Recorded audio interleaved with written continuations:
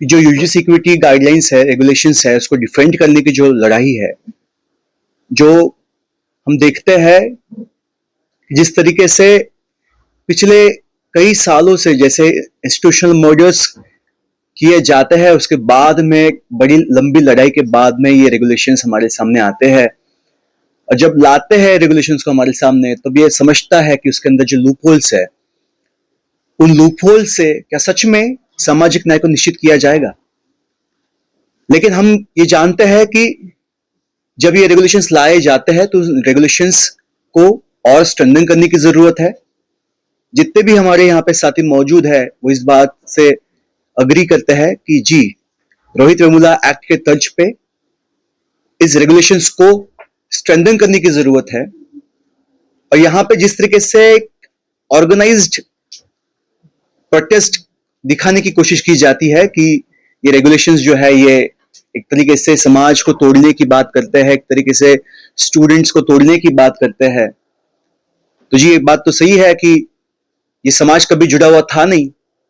बाबा साहब ने कहा था कि ये एक तरीके से एक नेशन बनने के प्रोसेस में है, ये नेशन अब तक बना नहीं है। नेशन बनने में जो एक तरीके से रोड़ा है, वो रोड़ा है इस देश की जाति व्यवस्था। और जाति व्यवस्था जो है इस देश की, उसने इस देश के लोगों को हजारों सालों से जकड़ के रखा है। और यहां पे कुछ लोग सवाल उठाते हैं कि आप तो हमें बाय डिफॉल्ट हम पर जो है, आप तो समझते ही है कि हम लोग गुनहगार हैं, एक तरीके से हम लोग यहाँ पे डिस्क्रिमिनेशन करेंगे, आप तो ये समझ ही ले रहे हैं। तो यहाँ पे किसी स्पेसिफिक कास्ट ग्रुप्स को टारगेट करने की बात नहीं है, यहाँ पे बात है सामाजिक न्याय की, यहाँ पे बात है अफर्मेटिव एक्शंस की। और इसके चलते जो हमारी सबकी लड़ाई है रोहित एक्ट को लागू करने की, इसको लेके हम लोग यहाँ पे साथ में चलने वाले हैं। जब तक यूजीसी रेगुलेशंस को डिफेंड हम लोग नहीं करेंगे, जब तक रोहित एक्ट की मांग को हम लोग पूरी नहीं करेंगे, तब तक हम लोग यहाँ पे चुप नहीं बैठेंगे। साथियों, जिस तरीके से यूजीसी गाइडलाइंस को लाया जाता है, रेगुलेशंस को लाया जाता है, उसमें बहुत ही हास्यास्पद बात है कि हेड ऑफ द इंस्टीट्यूशन के हाथ में ही आपको सब कुछ देना है। तो एक तरीके से क्या है, ढोंग है एक तरीके से। ये हमें इस पर एक सवाल उठाने की जरूरत है कि अगर आप सच में कैंपसेस में भेदभाव को एड्रेस करना चाहते हैं, तो क्या आप हेड ऑफ द इंस्टीट्यूशन के हाथ में सारी पावर्स देंगे? ये सवाल यहां पे उठाना जरूरी है। क्या उस कमिटी में कोई भी इलेक्टेड रिप्रेजेंटेटिव्स की बात की गई है? तो नहीं की गई है। क्या वहां पे इलेक्टेड रिप्रेजेंटेटिव टीचर्स से होंगे? क्या स्टूडेंट्स से होंगे? स्टूडेंट्स के नाम पे वहां पे खैरात दी जाती है कि 2 स्पेशल इनवाइटीज होंगे जिनका कोई वोटिंग राइट्स नहीं होगा। तो इस तरीके से जो है जानबूझ के इन रेगुलेशंस को वीक तरीके से प्रेजेंट किया जाता है। और जानबूझ के जो मनुवादी ब्राह्मण्यवादी विचारों के छात्र संगठन है इसको वेलकम करेंगे और उनका ही जो कैडर है उसको रास्ते पे उतारेंगे और बोलेंगे कि हमें ये रेगुलेशंस नहीं चाहिए, और एक ऑर्गेनाइज तरीके से इसको तोड़ा जाएगा। हम यहां पे गुहार लगाते हैं कि इस देश का पिछड़ा छात्र, सोशल जस्टिस की लड़ाई में विश्वास रखने वाले छात्र अच्छे तरीके से मोबिलाइज हो, और हमें यकीन है कि इस मंच से ये सारे संगठित होने की जो शुरुआत है ये होते रहेगी। और जो रोहित एक्ट की लड़ाई है इसको हम लोग लड़ेंगे और जीतेंगे। साथ ही इनकलाब जिंदाबाद, जय भीमलाल सर। जाति सूचक गालियां जो वहां की लाइब्रेरी में कावेरी हॉस्टल में लिखी गई, इन्हीं तमाम जो इसी तरह की चीजें हैं वो देश के तमाम कैंपसों में हुई है। और इन्हीं चीज को लेके जो छात्र संगठनों ने लड़ाई लड़ी, जो राधिका अम्मा ने लड़ाई लड़ी और जो पायल ताड़वी की मां ने लड़ाई लड़ी, उसी की वजह से जो यूजीसी रेगुलेशन आया था वो एक तमाम लड़ाई की वजह से आया था, सरकार की खैरात की वजह से नहीं आया था।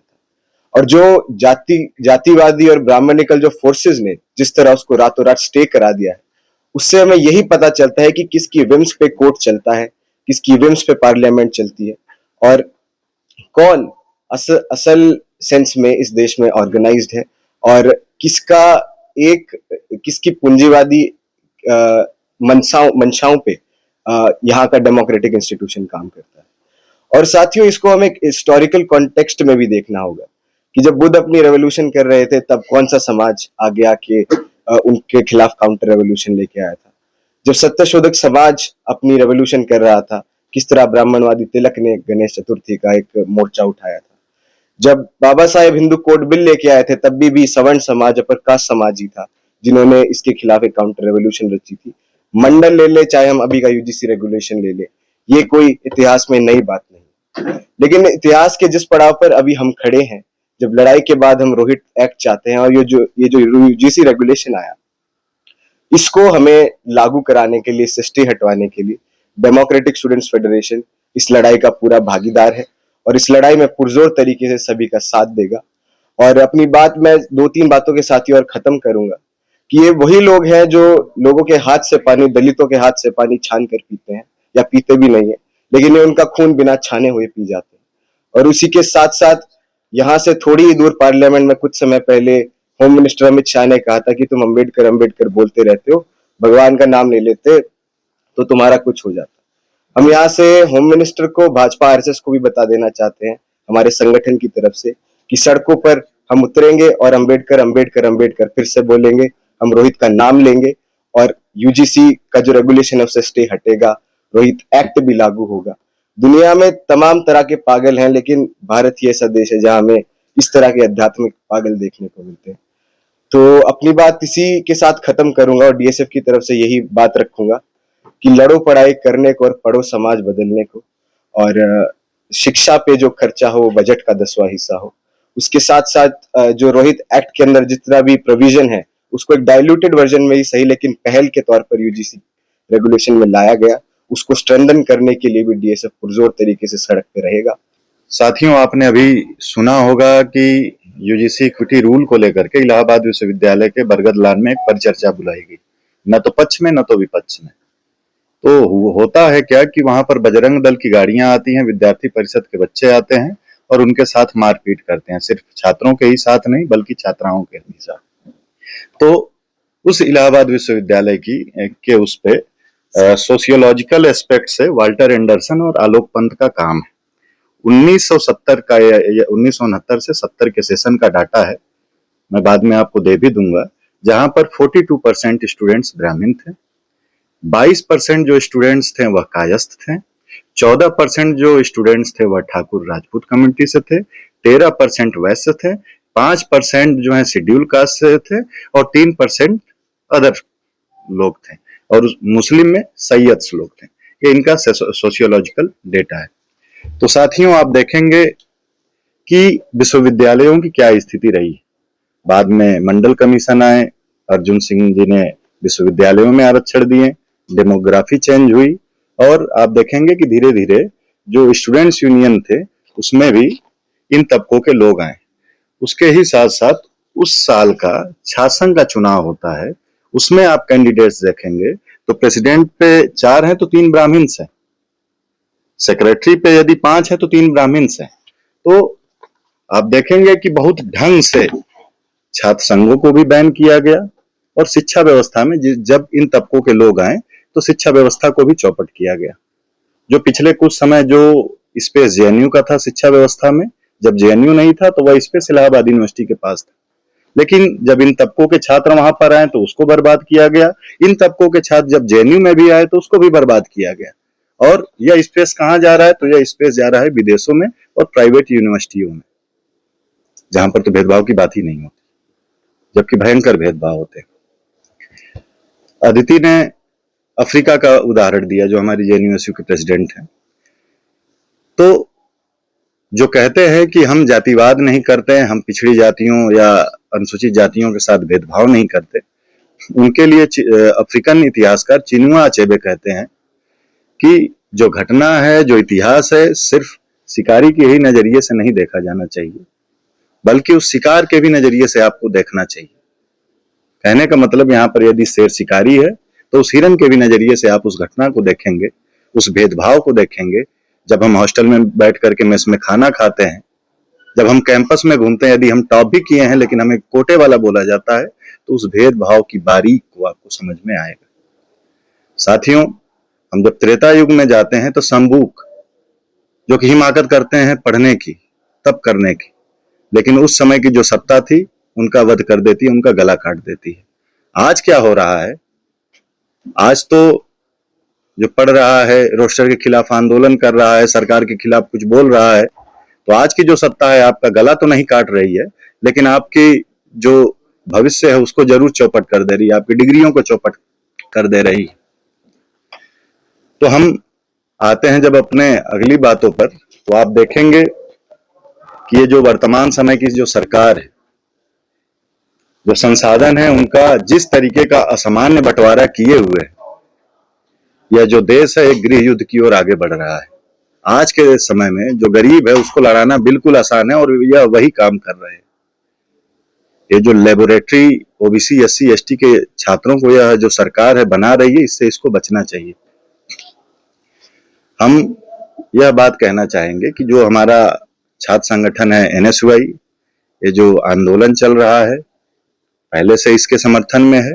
हम पूरी जोर से और जो भी हमारी अलग अलग स्टेट में हमारी यूनिट्स हैं उनसे भी हम लोग लगातार संपर्क में हैं और लगभग आंदोलन भी चल रहे हैं। विश्वविद्यालयों में जो आम न्याय पसंद लोग हैं, सामाजिक न्याय की लाइन लेने वाले लोग हैं, उनके भी साथ हमारे छात्र संगठन के लोग जाकर के आंदोलन कर रहे हैं और ये जो आगे से हमारी जो रूपरेखा बनेगी उसमें भी हम लोग मजबूती से इसमें डट करके खड़ा रहा जाएगा और मजबूती से इसमें हिस्सा लिया जाएगा।